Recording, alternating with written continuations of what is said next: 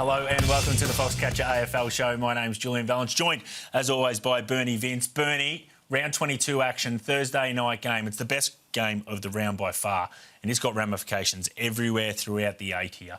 Hawthorn versus Collingwood. As you can see, the prices, Collingwood short price favourites, but Hawks sitting in there a little bit, but this is huge in terms of if Hawks, I think, lose here, they probably drop out of the 8 and miss.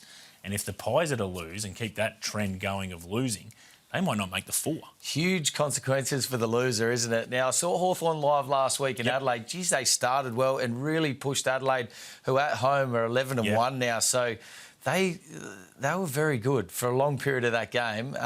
Very momentum sort of game. They bounced back a few times, but I think this should be pretty even money. Hawks, the Pies have lost 3 of the last 4. They have. And just a few question marks being asked about their depth at the moment as well. So I can see the Hawks right in this. Yep, they've missed market expectation the last 4 times. During that time, they've used the third most players in the comp, 31, and it's showing, no doubting that. So it backs up what you're saying, Bernie. They're on the 5-day break here too as well. Now, there's been 9 teams that have been on the 5-day break.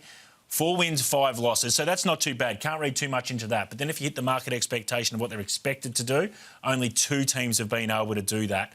Significantly for the Pies, it was just almost their best win of the year. They were on a 5-day break. They went over to Perth and they beat Fremantle when they weren't favourites and they won by 14 points. So they can do it, but the trend also says it's tough. Yeah, very tough. Also, if you're playing in the SGM space, Hawks number 4 in the comp for disposal, so make sure you throw a few of them in. Will Day out, that's a big out too. Again, how disappointing is that? But I'll use StatMate as well to have a look at this game, and it showed me one player in particular for Collingwood is in ripping form. That's Josh Dacos, averaging 29, this over a long period of time, averaging 29 in his last 10 games, 25 plus in 9 of those 10, and he's pushing the 30 mark. I think he can have 30 Thursday night, and here at PointsBet, we'll give you $2.10 for that. Good value. I like it. Let's go in terms of what we think how this game's going to evolve and what kind of game might be. The total point line seems pretty low, but it is a Thursday night game, the MCG. You can look at the numbers there. The average is 152 for night games, but 161.5 it sits at.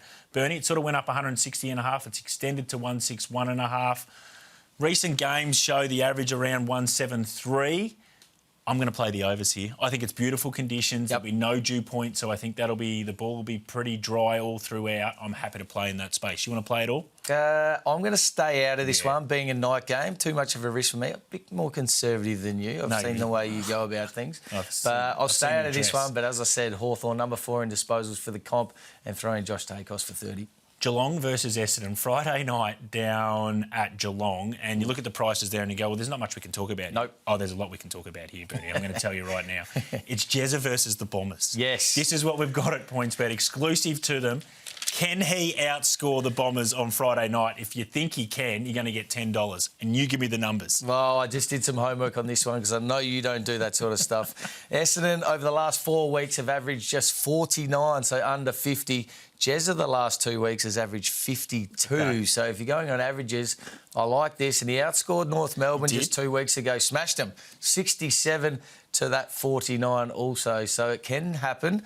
And I think it will happen again. Yeah, absolutely. So he's already won the Coleman, you'd think, and he gets $1. That price is inconsequential. He's at 75 to knock it over to get to 100, which again was exclusive to PointsBet to see if he'd ever get to 100, including finals. That's been $51 into, I think, pretty short now. Yes, very short. Got it for the national debt, the PointsBet team. So in terms of the numbers and what we think this game might happen, it sits at 181.5, the total point line. Do you think that also comes into the fact with the Jeremy Cameron factor as well, that maybe it continues to be overs? Because you'd think the Cats will get a hold of them, won't they? I think they'll absolutely get a hold of them, but I don't think Essendon will score much. So that's sort of the balance of where you think they'll be at.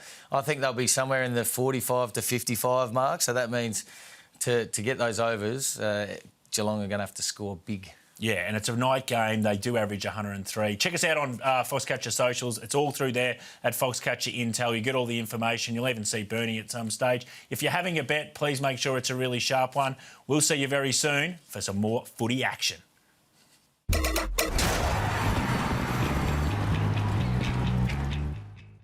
Chances are you're about to lose. For free and confidential support, call the number on the screen or visit the website.